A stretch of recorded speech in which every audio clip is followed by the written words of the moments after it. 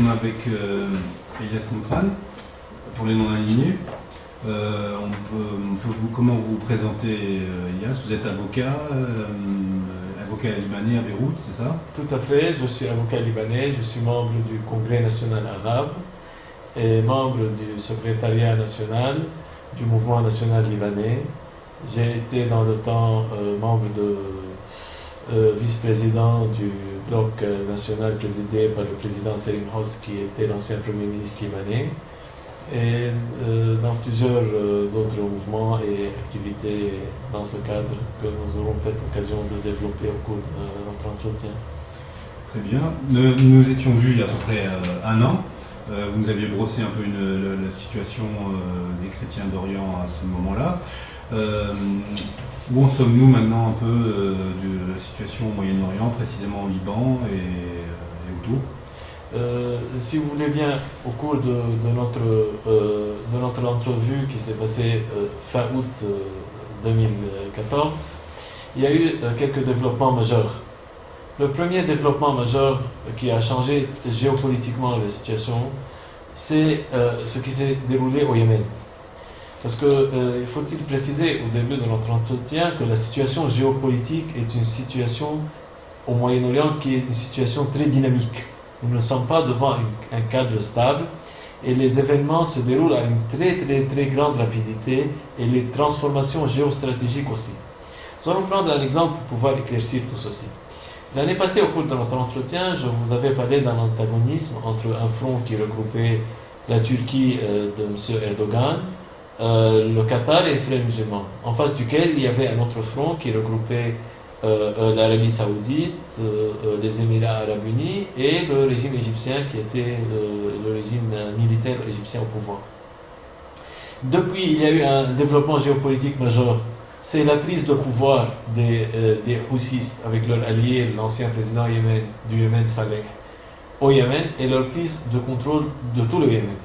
Ceci a bouleversé la donne d'une manière tout à fait fondamentale. Pourquoi? Parce que, en fait, la prise du pouvoir des Houthis qui ont occupé le Yémen ont fait que ces gens-là, qui sont les alliés des Iraniens, ont fait que l'Iran, en fait, contrôle les deux détroits qui contrôlent tout le pétrole. Je m'explique. Le détroit d'Ormuz, vous avez l'Iran qui contrôle le détroit d'Ormuz, du moins sur la rive orientale du détroit, et le pétrole qui sort du détroit d'Ormuz passe par la mer d'Aden ou par la mer Arabe pour passer par le Bab el-Mandeb, la mer Rouge, le canal de Suez et passer après en Europe et aux États-Unis. Donc, à partir du moment où vous avez une présence pro-iranienne dominante au Yémen, vous avez pratiquement une position géostratégique très importante qui devient dans le camp pro-iranien. Ce qui a changé et bouleversé la donne totalement et poussé les Saoudiens, avec le nouveau roi qui est arrivé au pouvoir actuellement, le roi Salman, dont la France connaît bien le degré de tolérance, qui ne supporte même pas qu'une femme soit partie de l'équipe qui est censée le garder ou bien le protéger. Eh bien, ce roi a pris une décision fondamentale. Il a pris contact avec les Qataris et avec les Turcs. Il a considéré que le conflit ou bien l'antagonisme avec les frères musulmans et avec le Qatar était un antagonisme qui devait devenir secondaire, passer au second plan et être gelé pour le moment, et s'allier avec ses anciens adversaires pour pouvoir faire face à la situation au Yémen, qui fait que l'Arabie Saoudite ainsi que toutes les monarchies du Golfe étaient pratiquement géopolitiquement encerclées, dans le sens que vous aviez un pouvoir à Bagdad qui est pro-iranien, de même qu'à Damas. Si Sanaa aussi passe dans l'escarcelle des pro-iraniens, ce qui fait que l'Arabie Saoudite devient totalement encerclée. Et il ne faut pas oublier que le Yémen, historiquement, a été toujours considéré comme étant une épine dans le dos des Saoudiens. Historiquement, le Yémen a toujours inquiété les Saoudiens. Les Saoudiens ont toujours traité le Yémen comme étant leur arrière-cour, comme étant, si vous voulez, une sorte de jardin tout à fait privé à eux. Et il faut bien rappeler une chose, que dans les années 60, les hasards de la vie font que ces mêmes Saoudiens, eux, étaient à l'époque, quand il y a eu la guerre du Yémen qui a duré 5 ans, contre les républicains, soutenaient les régimes des Zaïdites qui était un régime imamiste. À l'époque, les Saoudiens soutenaient les imamistes tout en sachant que l'imamisme est une des variantes du chiisme contre les républicains nationalistes arabes qui étaient soutenus par le président Nasser. Et le Yémen a connu une guerre de 5 ans qui opposait les républicains nationalistes arabes soutenus par l'Égypte du président Nasser aux zaïdites, monarchistes, imamistes qui étaient à l'époque soutenus par l'Arabie saoudite. Bon, évidemment, ceci demande un certain bémol, et je suis obligé de faire une petite parenthèse si vous permettez. Nous parlons du Yémen du Nord. Parce que, évidemment, l'impérialisme britannique avait divisé le Yémen en deux. Il y a le Yémen du Sud qui a été contrôlé par les Britanniques, et le Yémen du Nord qu'aucune puissance coloniale n'a jamais pu contrôler. Évidemment, actuellement, après 1970, il y a eu l'union des deux Yémen, et le Nord prédominait. Certaines fractions, soutenues d'ailleurs aussi par l'Arabie saoudite, étaient des fractions qui tenaient à de nouveau ce que le Yémen soit divisé. Parce que l'Arabie saoudite ne peut pas admettre un Yémen uni et fort à ses frontières, surtout que le Yémen du Sud a de grandes réserves de pétrole et occupe une position géostratégique fondamentale qui est une position en face de la mer Arabe ou de l'océan Indien et en même temps, comme je disais, sur le Bab el-Mandeb. Donc, pour me résumer et pour revenir à l'essentiel, nous avons connu un bouleversement géopolitique majeur qui a consisté au fait que nous avons passé d'un antagonisme entre les Saoudiens et les Qataris à une alliance. Et ceci s'est fait en un laps de temps très court, sans compter que le développement continue sur le terrain. C'est-à-dire qu'au moment où on nous annonce à grand cri et à grand tambour que le fameux Occident, on nous annonce que l'OTAN et toutes les puissances occidentales, surtout les États-Unis, veulent frapper Daesh et veulent arrêter le génocide qui frappe principalement les chrétiens d'Orient, mais pas seulement les chrétiens d'Orient. Il frappe les chrétiens, il frappe les musulmans, il frappe toutes les communautés. Il est sûr que les chrétiens sont fragilisés plus que les autres parce que numériquement, ils sont de plus en plus minoritaires en Orient. Et Daesh les cible plus que les autres. Et là, on revient à une question que j'avais développée l'année passée, sur laquelle je ne reviendrai pas, l'héritage babylonien, l'héritage assyrien, l'héritage des chrétiens d'Orient. J'avais développé au cours de notre entretien l'année passée combien ceci dérangeait le sionisme, et continue à être une épine dorsale dans le sionisme, dans le dos des sionistes. Donc, j'avais exposé ceci l'année passée. Je reviens à un point essentiel.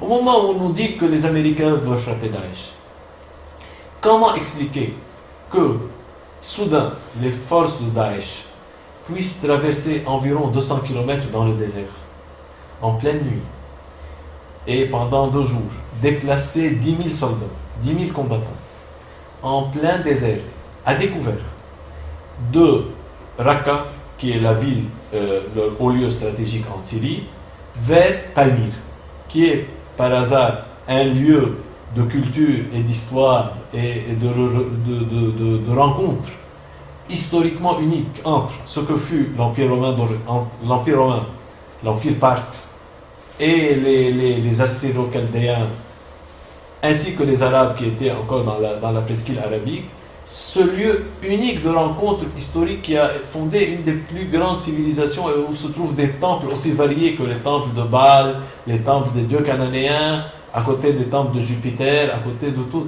Comment cette civilisation unique a été livrée à ces criminels qui se prétendent musulmans et qui n'ont rien du tout d'islam ni de musulmans, qui sont en train de détruire l'un des joyaux de la culture et de la civilisation mondiale. Ce qui se passe à Palmyre est une catastrophe pour tous les peuples du monde, et surtout pour le bassin méditerranéen, pour ce que fut et sera peut-être un jour de nouveau la rencontre entre le monde européen et le monde musulman, la nation arabe et le monde européen.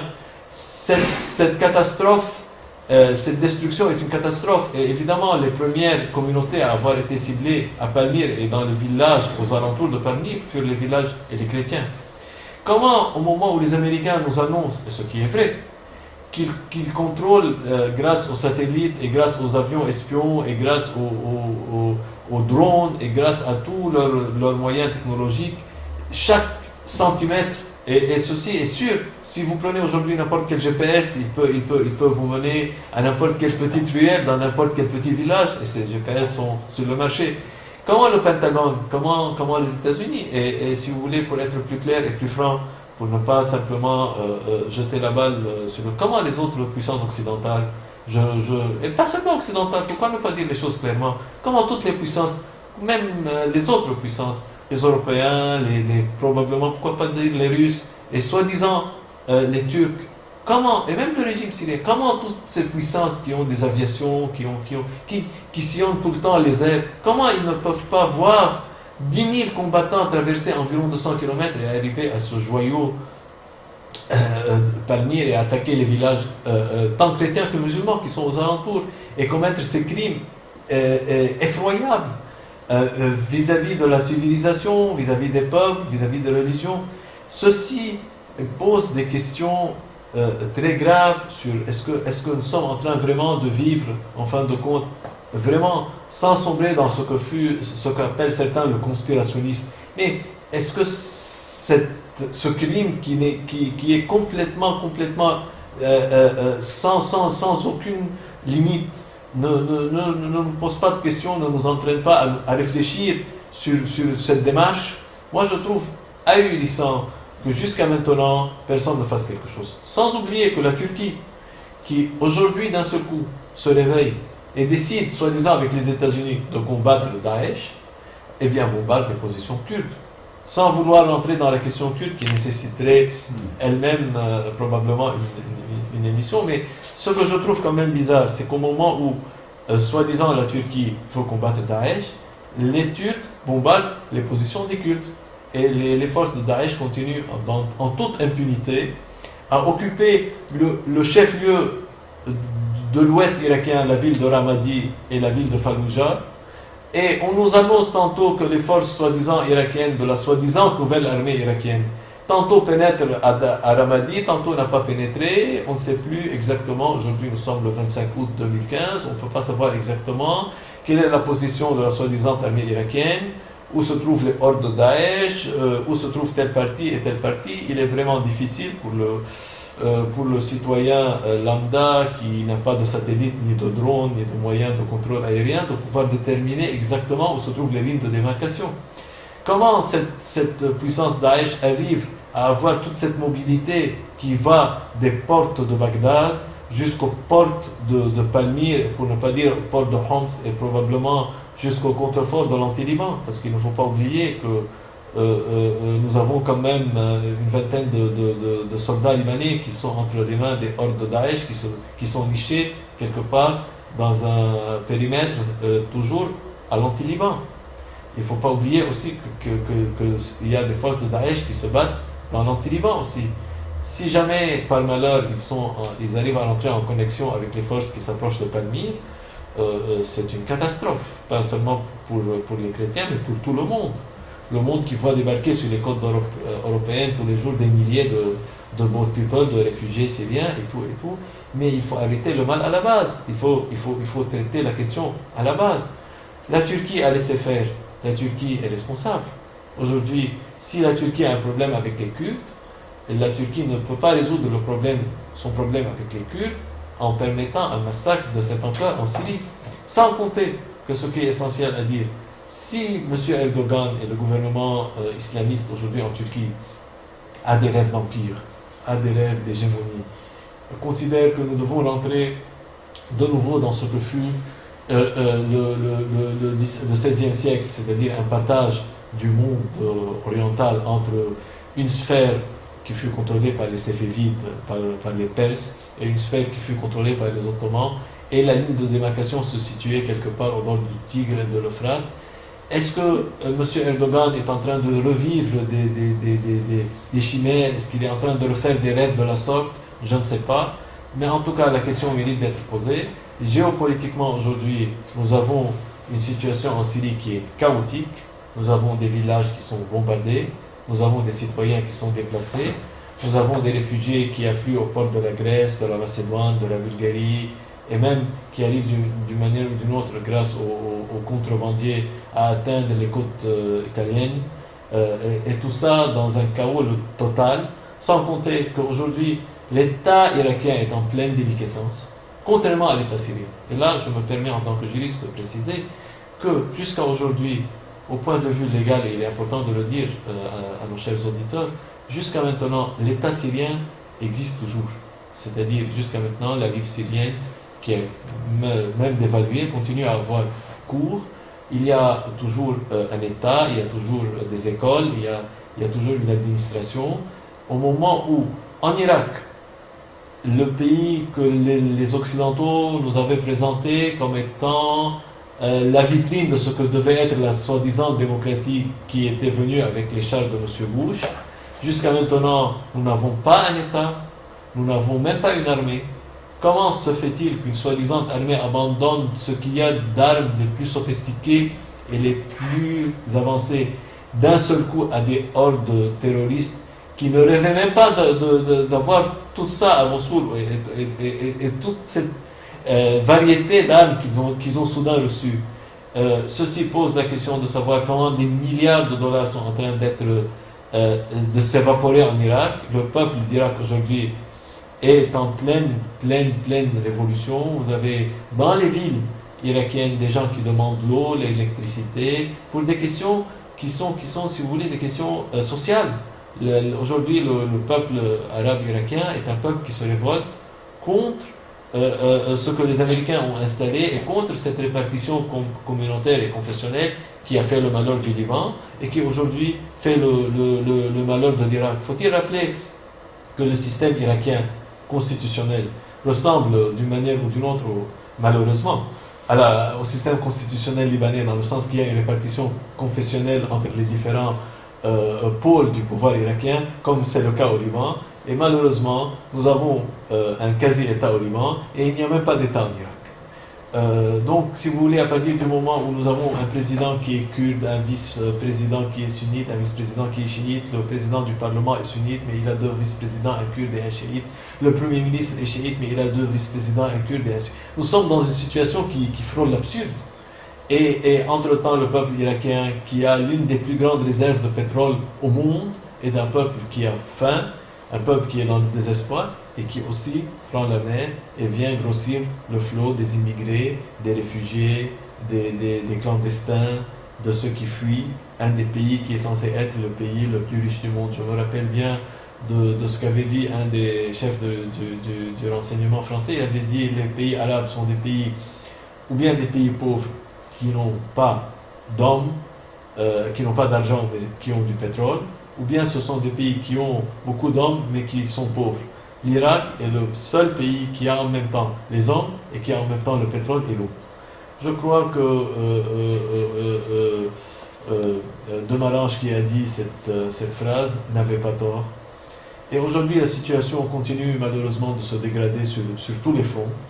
Nous avons aussi une politique offensive turque qui devient de plus en plus belliqueuse, sans compter que les Iraniens aujourd'hui, et vous savez, dans la vie, il est normal que lorsqu'une puissance trouve un espace vide, vienne le remplir. La nature a horreur du vide. En politique, vous savez, personne ne fait des cadeaux. Oui, il y a une influence iranienne. Bien sûr, à partir du moment où vous avez une nation arabe qui a perdu toute volonté d'exister, qui est rentrée dans un conflit confessionnel absurde, qui n'a aucun fondement ni religieux, ni dans le texte, ni dans la jurisprudence, ni dans l'histoire, qui est un conflit tout à fait monté de toutes pièces et fomenté. Et là, si vous permettez, sûrement, les services de renseignement sionistes et américains en sont beaucoup pour quelque chose. Que l'Iran profite de ce vide est une chose qui me paraît, du moins, si ce n'est pas légitime, du moins normale et logique. Il y a, pour moi, ce qui serait légitime, c'est l'indépendance et l'intégrité des pays arabes, mais ce n'est pas du tout le fait. Donc qu'il y ait, si vous voulez, une puissance iranienne qui se manifeste à travers des alliances au Liban, en Syrie, en Irak et au Yémen, comme je viens de l'expliquer, me paraît une chose que les Iraniens sont en droit de faire à partir du moment où il y a un vide total arabe et en face duquel il y a une nouvelle alliance qui est formée d'Arabie Saoudite, du Qatar, des frères musulmans, de la Turquie, le tout se faisant au dos des peuples arabes et des habitants de la région, Évidemment, les premiers à payer les pots cassés sont évidemment les chrétiens, mais je répète, ils ne sont pas les seuls. Ceci, malheureusement, continue. Nous avons vu récemment le responsable des sites antiques de Palmyre qui a été massacré, qui est une personne chrétienne syrienne. Ceci continue à se passer dans l'impunité la plus totale. Donc la situation géopolitique évoluant dans ce sens, évidemment la politique américaine actuellement qui consiste à laisser faire, laisser aller dans le sens que les États-Unis voient qu'il y a deux blocs qui s'affrontent dans 4 lieux et les États-Unis sont contents de voir ces gens s'affronter entre eux. Si vous voulez, se déroule une guerre en Syrie, en Irak, au Yémen et en Libye, et les États-Unis, à mon avis, ne sont pas du tout mécontents. Bon, il faut préciser que la politique de désengagement actuelle menée par les États-Unis, qui fomente en sous-main les conflits et qui les attise, tout en essayant de ne pas intervenir directement, risque de ne pas être la même sur le long terme. C'est-à-dire nous sommes au début d'une année qui va commencer en septembre, qui va être l'année de préparation de la campagne électorale américaine. Nous voyons une surenchère tant démocrate que républicaine pour critiquer ce qu'on appelle le laxisme de l'administration Obama en Orient et dans le monde. Nous voyons même Mme Clinton, qui était ministre des Affaires étrangères de M. Obama, critiquer la politique de M. Obama lui-même, en disant « Vous n'armez pas assez l'armée syrienne libre, vous n'armez pas assez les forces anti-Bachar al-Assad, ce qui permet à Daesh de se renforcer, à Bachar al-Assad de se maintenir au pouvoir. » Ce n'est pas un discours seulement républicain, ce n'est pas le discours seulement de McCain. C'est un discours aussi que tient Hillary Clinton et d'autres candidats démocrates. Donc, est-ce que nous allons voir une surenchère et certaines pressions sionistes à l'intérieur de l'administration américaine pousser cette administration à donner plus d'armes aux groupes militaires en Syrie? C'est une question qu'il faut se poser. Est-ce que si le conflit en Syrie se perpétue et que nous voyons arriver probablement une nouvelle administration républicaine aux États-Unis, est-ce que ceci va encore attiser le conflit? Est-ce que nous risquons de revoir de nouveau une intervention militaire américaine ou atlantiste menée par les États-Unis évidemment sur le terrain? Ce sont des perspectives auxquelles nous sommes en droit de commencer à réfléchir, même si j'anticipe un peu sur le futur, mais ce sont des questions légitimes. Si vous voulez, l'un des fruits de l'alliance saoudo-turco-qatari, c'est la naissance de ce qu'on a appelé l'armée de la conquête. C'est une traduction du terme Jaish al-Fatah, l'armée de la conquête, qui regroupe en quelque sorte toutes les forces islamistes, Daesh à part. Et il est à noter que manifestement cette alliance turco-saoudienne table beaucoup sur cette nouvelle armée, entre guillemets, appelée armée de la conquête. Et il faut préciser que Al-Qaïda, la branche syrienne d'Al-Qaïda, Al-Nusra, fait partie intégrante de l'armée du Fatah, qui est officiellement soutenue par les Saoudiens, par les Qataris, et dont fait la promotion la télévision Al Jazeera. Al Jazeera a fait la promotion de l'armée du Fatah, l'armée de la conquête donc, et essaye de recycler le chef de Nusra à travers une interview qui a duré 4 heures, dans laquelle il se présente à nous comme étant une personne très magnanime, très tolérante et tout. Et c'est Al Jazeera qui fait la promotion actuellement de la branche syrienne d'Al-Qaïda, qui tient à tout prix à se montrer, à rentrer dans le rang, si vous permettez l'expression. Le terme pourrait être mis en guillemets. Mais c'est ça, une volonté de normaliser, si je me permets le terme, de normaliser Al-Qaïda, qui a été, si vous voulez, dépassé ou à sa droite, entre guillemets encore, par Daesh. Donc, voyez combien la situation me semble malheureusement très compliquée et très difficile. Reste un dernier point, si vous le permettez. Il est à signaler que la Russie déploie un effort diplomatique remarquable qui devrait être soutenu par tout le monde dans le but d'essayer de trouver une solution politique à l'absurdité du drame syrien. Il est remarquable que la politique extérieure, la politique des affaires étrangères de M. Poutine est une excellente politique qui tient à tout prix à trouver une solution qui part du principe qu'il faudrait réunir l'opposition syrienne intérieure avec le régime syrien et certains éléments qui ont été un peu du côté d'Ankara en essayant de les récupérer pour trouver une solution au problème et au drame syrien. Cette politique menée par la Russie est une politique excellente et c'est une politique que personnellement je trouve adéquate, c'est une politique qu'il faut soutenir et j'aurais tellement souhaité de voir la France, mais malheureusement ce n'est pas le cas. La France et l'Europe qui malheureusement sont toujours du côté atlantiste et même parfois vont plus loin que les atlantistes eux-mêmes, que les Américains eux-mêmes. J'aurais préféré que le ministre des Affaires étrangères de la France soit du côté du ministre des Affaires étrangères russe pour essayer de faire plus de pression sur tout le monde pour trouver une solution au drame syrien. Parce que la solution du drame syrien et l'arrêt de l'effusion de sang en Syrie peut être la clé à la solution du drame irakien ainsi qu'au problème du Yémen et peut amener évidemment une solution à la crise politique au Liban, qui est une crise politique. Faut-il rappeler que le Liban n'a pas de président de la République depuis déjà 15 mois. Le Liban n'a pas pu organiser des élections législatives qui auraient dû avoir lieu en 2013. Donc nous avons un Parlement qui s'est auto-prorogé depuis 2 ans. Nous avons une crise politique qui est latente.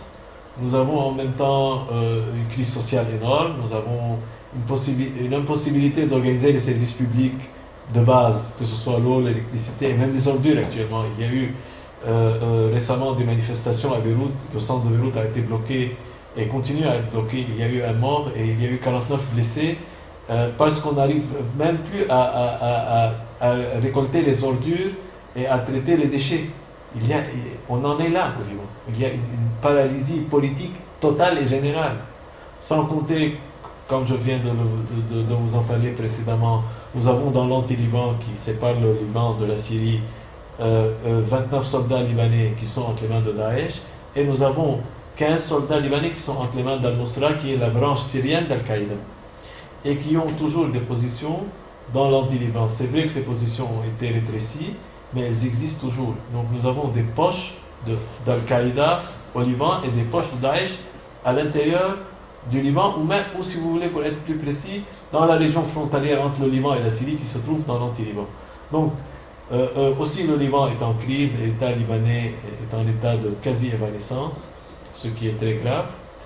Donc, si vous voulez, sans compter que nous avons au Liban 1,5 million de réfugiés syriens qui ont fui la Syrie. Et si jamais la guerre en Syrie va être de plus en plus attisée, il y aura de plus en plus de réfugiés. Et comme vous savez, le Liban est totalement enclavé, la Syrie, le Liban est totalement enclavé en Syrie. On ne peut pas contrôler la frontière syro-libanaise. Donc, nous risquons aussi de voir encore plus de flots de réfugiés syriens si jamais la guerre en Syrie va s'attiser.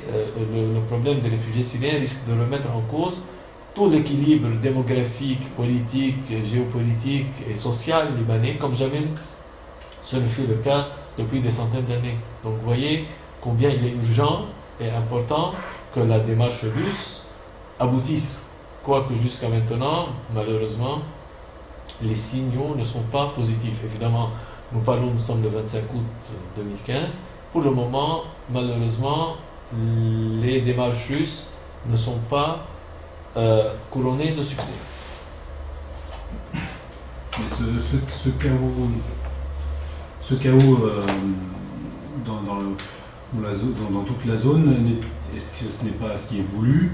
dans la mesure où il y a quelques années, on avait vu cette carte militaire qui était parue dans une revue américaine, qui était la carte d'un Moyen-Orient redessiné, dont les cartes et la géographie étaient redessinées. Est-ce que c'est pas ça, à terme, ce qui est voulu, et finalement, est-ce qu'on n'est pas dans un passage et dans une transition vers un autre ordre au Moyen-Orient? Vous savez, depuis 40 ans, les États-Unis ont connu un ministre des Affaires étrangères qui était un homme sioniste très convaincu, qui s'appelait M. Kissinger, M. Henry Kissinger. M. Kissinger avait dessiné une nouvelle carte du Moyen-Orient. C'est-à-dire que, vous savez, le Moyen-Orient que nous connaissons aujourd'hui avec les entités est né il y a environ 100 ans du traité de Versailles. Donc, les États qui sont aujourd'hui artificiellement constitués ont permis la création de ce que fut appelé l'entité sioniste qu'on appelle l'État d'Israël. La carte du Moyen-Orient qui a été redessinée en 1919 a été redessinée à ce dessin. Monsieur Kissinger et l'entité sioniste considèrent que la survie d'Israël passe par un nouveau découpage, par de nouveaux massacres, par un nouveau découpage, par une remise en cause des frontières, même issues de 1919, vers la constitution de micro-États plus petits qui sont sur des bases ethno-religieuses et confessionnelles. Ce redécoupement donnerait une légitimité à l'entité sioniste dans le sens que, comme aujourd'hui M. Netanyahou le dit, si nous voulons un État pour les Juifs, il faut qu'il y ait aussi un État pour les autres communautés. Et la création d'États pour les autres communautés pourrait à ce moment-là légitimer le fait qu'on dise qu'Israël est un État pour les Juifs. Donc à ce moment-là, que ce soit les minorités arabes dans ce qu'on appelle les territoires de 48 ou dans ce que sont les territoires de 67, ceux qui sont occupés depuis 1967, seraient remis en cause. Le fait de vouloir redessiner la carte du Moyen-Orient est une question que nous entendons depuis 40 ans. Malheureusement, ce qui est lamentable, c'est que les dirigeants arabes, pas seulement les dirigeants arabes, l'intelligentsia arabe et tous les courants nationalistes arabes et tous les personnages et toutes les personnalités n'ont pas pu empêcher que ce plan commence à se réaliser.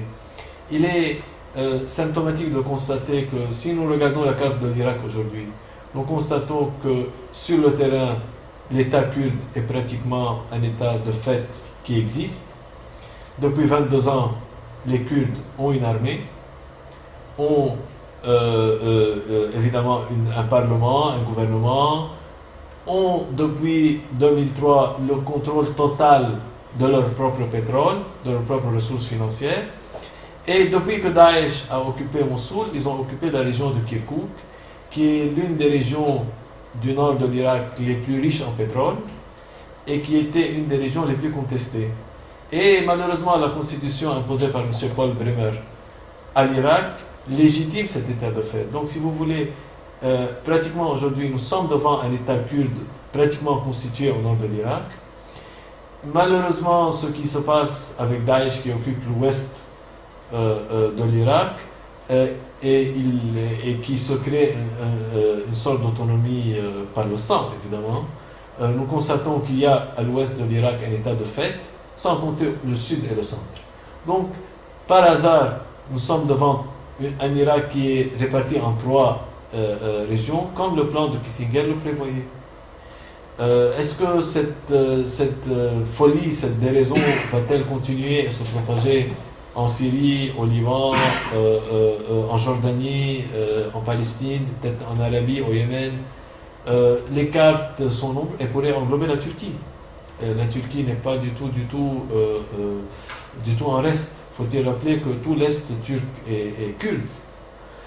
La question est très pertinente et mérite d'être posée. En tout cas, ce que nous voyons aujourd'hui, l'exacerbation du conflit confessionnel entre les communautés et les confessions, qui n'a aucune, encore une fois, légitimité ni historique, ni culturelle, ni religieuse, ni juridique, ni dans la jurisprudence, ni dans les textes, ni dans les fondamentaux d'aucune des communautés ou d'aucune des écoles de pensée ou dans aucune des écoles de l'islam, que ce soit les écoles sunnites ou les écoles chiites, les confessions. Tout cette folie meurtrière n'a aucune légitimité dans aucun texte. Et pourtant, malheureusement, on voit sur le terrain se dessiner une carte. Il faut-il rappeler que les cartes ne changent que dans le sang. Malheureusement, le fait de redessiner des cartes issues de l'Empire ottoman risque encore de créer beaucoup de sang, beaucoup de conflits et beaucoup de morts. Sans compter que, évidemment, ce serait la fin de la chrétienté en Orient, et ce serait la fin de l'héritage romain, de l'héritage byzantin, de l'héritage gréco-romain. Si on va voir les chrétiens d'Orient se confiner un peu au Mont-Liban, c'est perdre Antioche, perdre toute la tradition issue d'Antioche, de Damas. Faut-il rappeler que Saint Paul s'est converti à Damas? Faut-il rappeler que même les patriarches, tous les patriarches s'appellent les patriarches d'Antioche? Ils ne s'appellent pas les patriarches du Mont-Liban, ils s'appellent les patriarches d'Antioche et de l'Orient.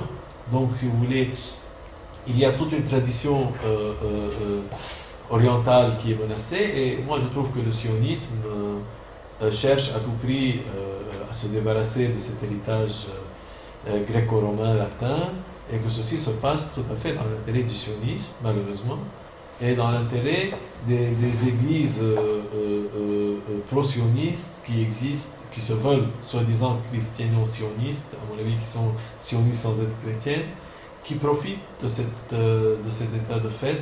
C'est pour ça qu'il est urgent, surtout pour les Européens, qui ont intérêt, premièrement, à ce que leur héritage, dont ils font partie, en Orient reste. Deuxièmement, si on veut arrêter vraiment le flot de réfugiés, de clandestins et d'immigrés, si on veut l'arrêter, je mets une grande ligne sous « si », parce que je ne sais pas, ils savent comment l'arrêter. Il faut arrêter le massacre en Syrie, il faut arrêter cette politique de répression, il faut arrêter cette effusion de sang, il faut essayer de créer la paix, et la paix entraîne un tarissement graduel du flot de réfugiés. Mais je ne sais pas dans quelle mesure la politique que mène actuellement l'Occident, particulièrement les États-Unis et l'Europe occidentale, vont dans ce sens. C'est ça le point. Merci Monsieur Boutran pour ce premier entretien et à très vite pour la suite.